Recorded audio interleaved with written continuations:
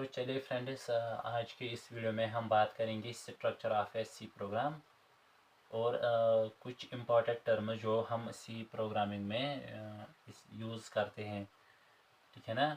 Mainly जो हम use करते हैं, देखिए प्रीवियस वीडियो में जिस तरह हमने आपको दिखाया कैसे प्रोग्राम प्रिंट करते हैं, कुछ इसी तरह का प्रोग्राम हम बनाएंगे। उसमें कुछ फंक्शंस ऐड करेंगे और वो फंक्शंस क्या काम करते हैं, उन्हीं फंक्शंस को यूज़ करके हम आपको एक प्रोग्राम बनाना भी सिखाएंगे। ठीक है ना।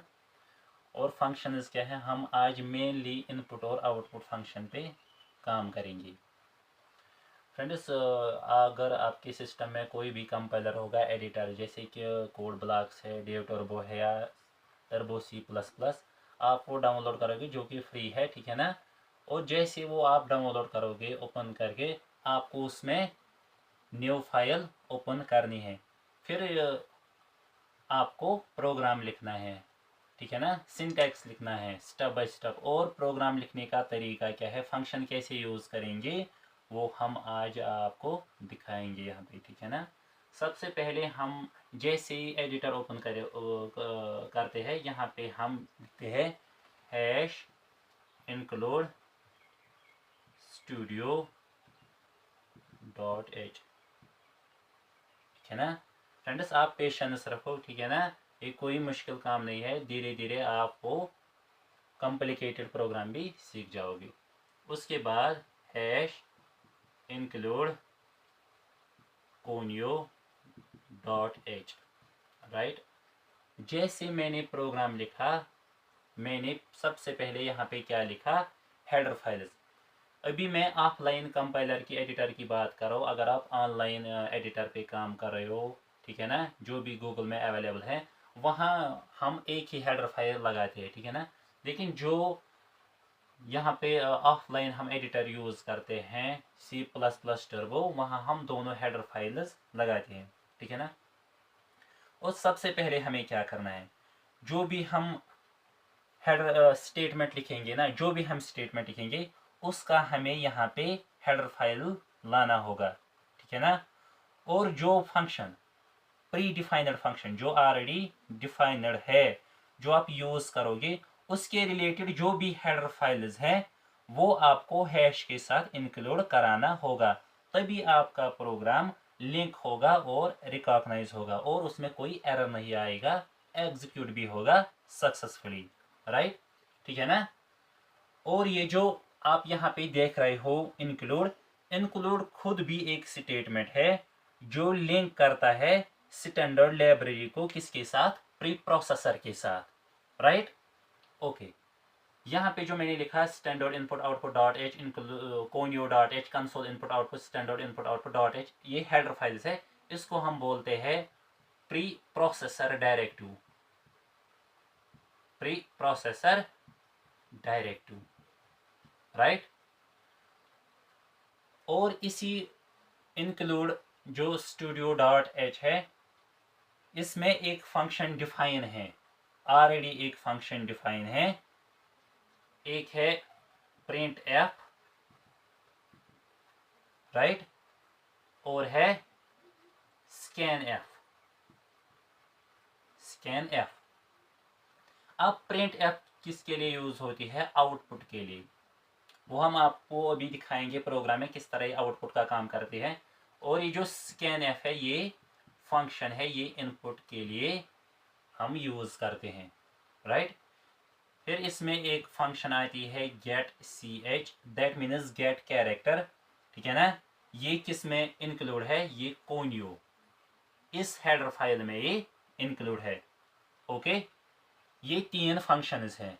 लेकिन जो हमारा मेन प्रोग्राम स्टार्ट होता है वो कहाँ से होता है,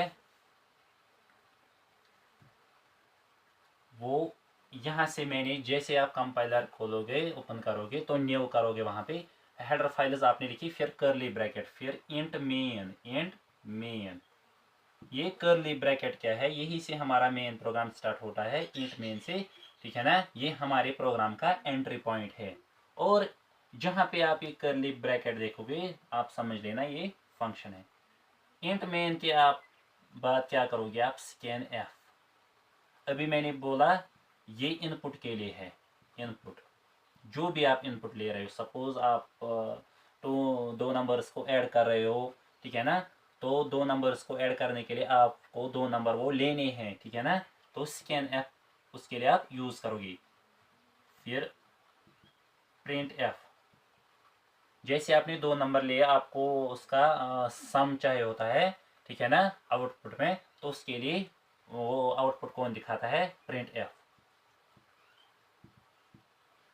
ये इतना कॉम्प्लिकेटेड नहीं है, फिलहाल आपको डेप्थ में नहीं जाना है, आप पेशेंस रखो, ठीक है ना, धीरे धीरे आपको सब समझ आएगा। फिर आप यहाँ पे लिखोगे get C H, that means get character. Get character क्या करता है, ये आपकी जो आउटपुट स्क्रीन है उसको होल्ड करता है, ताकि आप अच्छे से वो रीड कर सको जो आपने प्रिंट करवाया है। और यहाँ पे मैंने ये लगाया है, ये सेमी कॉलन, इसको हम प्रोग्रामिंग लैंग्वेज में बोलते हैं टर्मिनेटर। दैट मीन्स यहाँ आपकी जो स्ट्रिंग है ना वो कंप्लीट होती है, ये स्टेटमेंट कंप्लीट, ये स्टेटमेंट कंप्लीट, ठीक है ना, ये टर्मिनेटर से होता है। उसके बाद मैं यहाँ पे लगाऊंगा रिटर्न 0, ठीक है ना, फिर ये भी टर्मिनेटर है, फिर उसके बाद कर्ली ब्रैकेट। इसी के साथ हमारा ये जो प्रोग्राम है ना ये कंप्लीट हो गया। ये मैंने अभी फंक्शन के बेस पे दिखाया था। अब इन्हीं फंक्शन को यूज करके हम प्रोग्राम बनाएंगे। प्रोग्राम किया है एडिशन का प्रोग्राम, राइट। ओके, मैं इरेज करता हूं। हम एक बेसिक प्रोग्राम बनाएंगे एडिशन का, जिसमें हम प्रिंट एफ और स्कैन एफ का यूज करेंगे। सबसे पहले वही header file include studio.h include conio.h, ठीक है ना। सबसे पहले मुझे क्या लाना होता है, स्टेटमेंट का हेडर फाइल। देखिए यहाँ पे मैं स्टेटमेंट यूज कर रहा हूँ दो नंबर्स का सम। अगर आपको ग्राफिक्स की जरूरत पड़ेगी तो आप यहाँ पे दोगे graphics.h, ग्राफिक्स स्टेटमेंट की यहाँ पे हेडर फाइल्स इंक्लूड करोगे। अगर आपको स्ट्रिंग के लिए चाहिए होता है तो आप करोगे string.h, dos.h। बहुत सारी हेडर फाइल्स है, लेकिन अभी मुझे इन सारी फंक्शंस की हेडर फाइल्स की ज़रूरत नहीं है। मैं एक बेसिक हेडर फाइल्स लेके यहाँ पे एक प्रोग्राम बनाऊंगा, ठीक है ना, जिसमें हम दो नंबर्स को सम करेंगे, राइट। फिर मैं यहाँ पे लिखूंगा void main, void main, void main, और हमारा कर्ली ब्रैकेट स्टार्ट। यहाँ पे मैं लिखूंगा int a, b, sum। That means मैंने ये लिया int a वेरिएबल, ये मेमोरी लोकेशन क्या करेगा, रिजर्व रखेगा, ठीक है ना, मेमोरी। और b ये कंपाइलर को बताएगा कि कोई नंबर आने वाला है, राइट। और जैसे ये नंबर आएंगे दो, उसको क्या होगा, उसको ऐड होगा, फिर हम उसको सम करेंगे यहाँ पे। उसके बाद मैं यहाँ पे लूंगा a is equal to 10, right, b is equal to 20। a जैसे कि मैंने बोला a वेरिएबल है, ठीक है ना। वेरिएबल आप ऐसे समझो कि जैसे गिलास है, गिलास में रखते हैं पानी, वैसे a एक वेरिएबल है, इसमें मैंने रखा 10। 10 एक वैल्यू है जो मैंने a में रखा। a बराबर नहीं है 10 के, बल्कि a में रखा है मैंने 10। ये मेमोरी लोकेशन देता है। फिर उसके बाद b में मैंने रखा है 20, ओके। फिर उसके बाद मैं लिखूंगा यहाँ पे print f double quotes %d double quotes comma sum, ठीक है ना।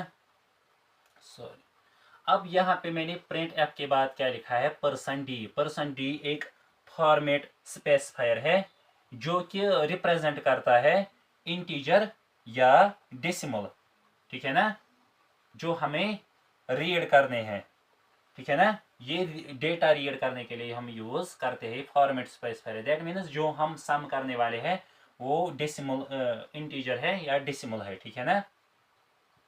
उसके बाद हम क्या लिखेंगे, यहाँ पे हम लगाएंगे कर्ली ब्रैकेट। तो हमारा सम क्या आएगा, 10 प्लस 20 ये आएगा 30।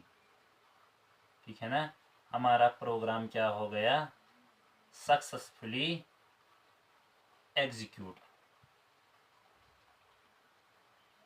लेकिन जैसे आप ये प्रोग्राम करते हो, ये कर्ली ब्रैकेट दिया, डायरेक्टली एग्जीक्यूट नहीं होगा। पहले हमें क्या करना है, कंपाइल। कंपाइल क्या करेगा, जो हमारी हाई लेवल लैंग्वेज है उसको कन्वर्ट करेगा बाइनरी लैंग्वेज में। उसके बाद आप इसको करोगे रन, तो आपके आउटपुट में ये रिजल्ट दिखाएगा 20। अब इसी प्रोग्राम को करने का एक दूसरा तरीका है, जिसमें हम कुछ फंक्शंस इसमें ऐड करेंगे। ठीक है ना, साथ ही साथ आपको उनका मतलब भी समझाएंगे, राइट। तो यहाँ पे इंक्लूड जो हेडर फाइल्स है वो मैंने यहाँ पे ऐसे रख दी। ठीक है ना, उसके बाद मैं लिखूंगा void void मेन ब्रैकेट। ठीक है ना, उसके बाद यहाँ पे कर्ली ब्रैकेट, यहाँ से मेरा प्रोग्राम क्या होता है, स्टार्ट। मैं यहाँ पे दूंगा इंट ए बी सी। मैंने 3 वेरिएबल लिए है, ए बी सी। ठीक है ना, अब और एक फंक्शन में यहाँ पे ऐड करूंगा CLR इसको कहते हैं क्लियर स्क्रीन।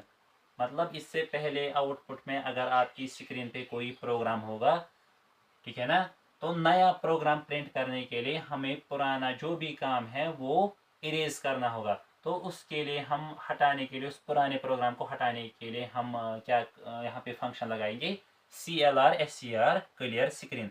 जो भी आपका प्रीवियस वर्क होगा उस पर वो क्या होगा, वो क्लियर होगा वहाँ पे। फिर मैं यहाँ पे फंक्शन लगाऊंगा प्रिंट एफ। ठीक है ना, प्रिंट एफ जो कि नंबर के लिए होता है जो हम एंटर करने वाले हैं। Enter the number, enter the number.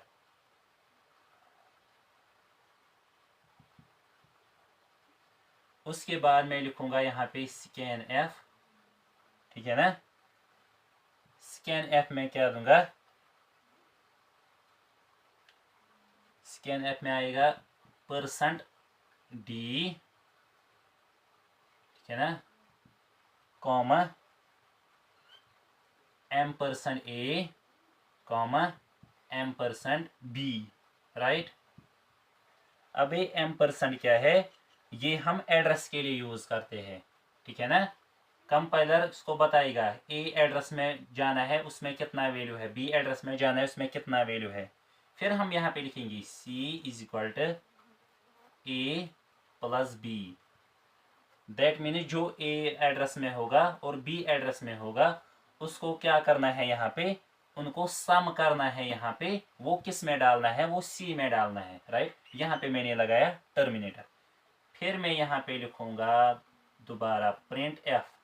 ठीक है ना, print f double quote /n the sum of two numbers, the sum of two numbers.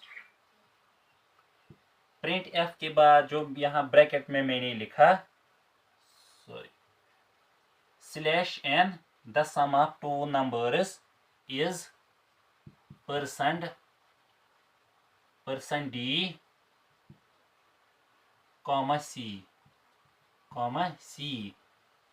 मैं कंपाइलर को बता रहा हूं कि जो मैं 2 नंबर्स मैंने लिए हैं उनका मुझे सम चाहिए, और वो सम किस में चाहिए, सी में। ठीक है ना, 2 नंबर्स का सम। और जो 2 नंबर्स का सम है ना, वो मैंने %d यहाँ पे दिया है, इज %d। दैट मीन्स ये इंटीजर्स है। ठीक है ना, और यहाँ पे मैंने एक फंक्शन यूज किया /n क्या करता है, ये न्यू लाइन स्टार्ट करता है। ठीक है ना, दैट मीन्स नेक्स्ट लाइन में आपके इन 2 वैल्यूज का सम आएगा। ओके, फिर उसके बाद मैं लिखूंगा यहाँ पे गेट कैरेक्टर। इससे आपकी स्क्रीन होल्ड रहेगी ताकि आप वो आउटपुट अच्छे से रीड कर सको। ठीक। और उसके बाद यहाँ पे मैं लगाऊंगा ब्रैकेट, और हमारा प्रोग्राम क्या हो गया, सक्सेसफुली एग्जीक्यूट, ठीक है ना। मैं रैंडमली फिर से ये प्रोग्राम आपको बताता हूँ ये काम कैसे करेगा। अभी मैंने बोला जैसे स्टेट में जो भी हम लेंगे उसके जो भी हेडर फाइल्स है वो हम हैश के साथ यहाँ पे इंक्लूड करेंगे। फिर मैंने यहाँ पे वॉइड मेन फंक्शन लिया है, ठीक है ना। उसके साथ मैंने 3 यहाँ पे वेरिएबल लिए ABC, ठीक है ना। वेरिएबल में डालूंगा वैल्यू। फिर क्लियर स्क्रीन, इससे पहले जो मैंने काम किया होगा इस एडिटर पे, जो भी वहाँ पे वर्क होगा उसको क्लियर स्क्रीन को क्लियर करने के लिए मैंने यहाँ पे फंक्शन लगाया क्लियर स्क्रीन। फिर प्रिंट एफ, ठीक है ना, जो भी आप आउटपुट में आएगा वो आपको वही से बताएगा एंटर द नंबर। इसमें 2 तरीके हैं, आप पहले से ही यहाँ पे नंबर, जो भी नंबर है ना जिनको आपको सम करना है वो आप पहले से ही डिक्लेयर कर सकते हो। लेकिन अगर आप खुद वो डिक्लेयर नहीं करते तो आप ऐसा भी तरीका कर सकते हो ताकि आउटपुट में आपको वही से वो बताएगा कौन सा नंबर आपको यहाँ पे एंटर करना है, किन 2 नंबर्स को आपको सम करना है। आप पहले से वो जो नंबर्स आपने लिया आप पहले से भी डिक्लेयर कर सकते हो और आउटपुट में भी वो नंबर दे सकते हो। लेकिन इससे पहले जो मैंने प्रोग्राम किया वहाँ उस प्रोग्राम में मैंने पहले से ही डिक्लेयर किया सपोज 10 और 20, लेकिन यहाँ पे मैंने डिक्लेयर नहीं किया। यहाँ पे मैं कंपाइलर को बताऊँ बस एंटर द नंबर, और जैसे मैं कंपाइल करूँगा रन करूँगा प्रोग्राम पे, वहाँ पे क्या एक लाइन आएगी जो मुझे बताएगा एंटर द नंबर। अब मेरी मर्जी है मैं कौन सा नंबर वहाँ पे दूंगा, ठीक है ना। और जो मैंने इससे पहले 10 और 20 दिया था या 5 और 3 दिया था उसको मैं चेंज नहीं कर सकता। लेकिन यहाँ जो आउटपुट में एंटर द नंबर आएगा, ठीक है ना, फिर वहाँ पे मैं कुछ भी दे सकता हूँ, ठीक है ना। जो भी नंबर मैं वहाँ पे दूँ ये मेरी मर्जी है, मैं वहाँ पे कुछ भी दे सकता हूँ। फिर उसके बाद स्कैन अप यहाँ पे %d, ठीक है ना। ये %d क्या है, ये फॉर्मेट स्पेसिफायर है, इसको बोलते हैं हम फॉर्मेट स्पेसिफायर सी लैंग्वेज में, जो रिप्रेजेंट करता है इंटीजर्स को, डेसिमल्स को, ठीक है ना। और ये किस लिए यूज होता है, जो जो हमने डेटा प्रिंट किया उसको रीड करने के लिए। फिर यहाँ पे मैं लिखता हूँ C is equal A plus B, that means जो मैं A में नंबर डालूंगा आउटपुट में जो भी हमें मुझे स्टेटमेंट मिलेगा क्या नंबर आप यहाँ पे एंटर करोगे। मैंने A के लिए नंबर किया सपोज 10 और B के लिए नंबर एंटर किया 10। मैं कह रहा हूँ कंपाइलर को जो मैं इनमें नंबर एंटर करूँगा उनका सम मुझे किस में चाहिए, C में, ठीक है ना। ये मेमोरी एलोकेट करता है। फिर प्रिंट एफ, जो भी मुझे आउटपुट मिलेगा वो नेक्स्ट लाइन में होना चाहिए, ठीक है ना, वो इंटीजर्स में होगा और उसको आप डालोगे सी में। फिर get C H screen hold रखता है ताकि मैं आराम से उस प्रोग्राम को पढ़ सकूं। और प्रोग्राम हमारा सक्सेसफुली एग्जीक्यूट हो गया है। और प्रोग्राम को एग्जीक्यूट करने से पहले हम यूज़र अपने लिए एक फंक्शन यूज़ करते हैं जिसको हम बोलते हैं डॉक्यूमेंटेशन, ठीक है ना, जो कि डॉक्यूमेंटेशन में आता है, या हम इसको बोलेंगे कमेंट।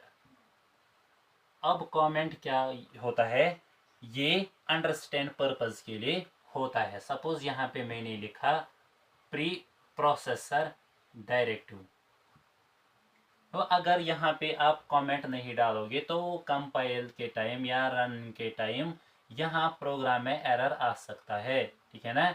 ये कंपाइल नहीं होगा क्योंकि कंपाइल उसको रीड नहीं कर पाएगा, इसीलिए मैंने उसको यहाँ पे कमेंट लगाया। कमेंट के बहुत सारे तरीके, फिलहाल आप ये कमेंट याद रखो, ठीक है ना, ये रीडिंग पर्पज के लिए है। सपोज यहाँ पे मैंने प्रिंट एफ आउटपुट फंक्शन, अगर मैं यहाँ पे आउटपुट फंक्शन डायरेक्टली लिखूँ तो प्रोग्राम में एरर आ सकता है, ठीक है ना, और उसमें वो कंपाइल नहीं होगा। तो मैंने यहाँ पे कमेंट डाला, ये कंपाइलर को बताएगा ये कमेंट है, ये कोई फंक्शन नहीं है, कमेंट है, ठीक है ना। ये बस अंडरस्टैंडिंग पर्पज के लिए है, जो प्रोग्रामर को हेल्प करता है, ठीक है ना। आई होप इन फंक्शंस का मतलब आप समझ गए होंगे और कैसे इनको यूज़ करते हैं। तो अगर आपको इसके बारे में कोई क्वेश्चन है नीचे कमेंट सेक्शन में आप मुझे बोल सकते हो। और जो भी इसके रिलेटेड कोई भी कन्फ्यूजन होगा तो आप कमेंट करोगे। और आने वाले लेक्चर्स में हम बात करेंगे डेटा टाइप्स, ठीक है, जो भी हम डेटा टाइप्स यूज़ करते हैं सी में। तो फिलहाल आज के लिए इतना ही, मिलते हैं किसी नए वीडियो में किसी नए टॉपिक के साथ। तब तक के लिए खुश रहे, गुड बाय।